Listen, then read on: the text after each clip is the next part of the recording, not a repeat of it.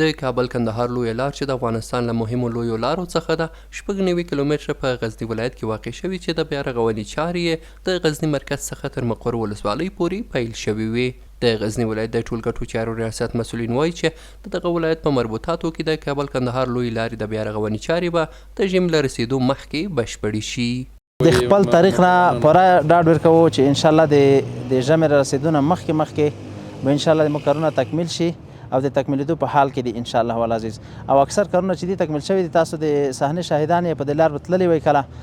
اکثر کارونه چې دي دغه اوس تکمیل شوي دي او باقي کوم چې پاتې دي دغه به انشاءالله د په لاند وخت کې د تکمیل چارې به بشپړ شي انشاءالله.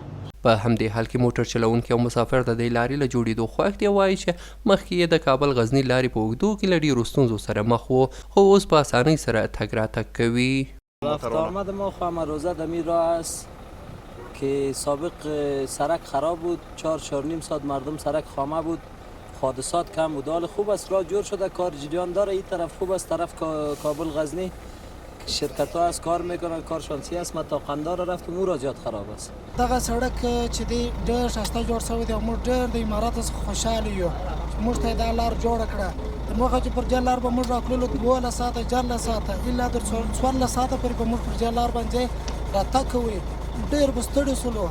موټر چلوونکي او مسافر له حکومت او قراردادي شرکتونو غوښتنه کوي چې د دې لارې پاتې کارونه د ژمي له رسېدو مخکې بشپړ کړي. د امارات نه دا غوښتنه ده چې دا ځایونه زر ته زر جوړ کړو او سم یې کړو. ژمی را روان دی، مشکل دي خلکو ته، مسافرو ته، مریضان وي. د امارت اسلامي هم دا غوښتنه ده د سړک بعضې د بغلونه پاتې دي. دا غوښتنه هم ده چې هغه زر تر زره پورې جوړ کړو، ځکه دا یو عمومي سړک دی. کله چې سړک مثلا یوې غاړې ته موټر ګوښه کوې نو هغه سړکونه د خامه ټیټه ده تر سړک نه. غوښتنه هم دا ده چې زر تر زره پورې هغه جوړ شي.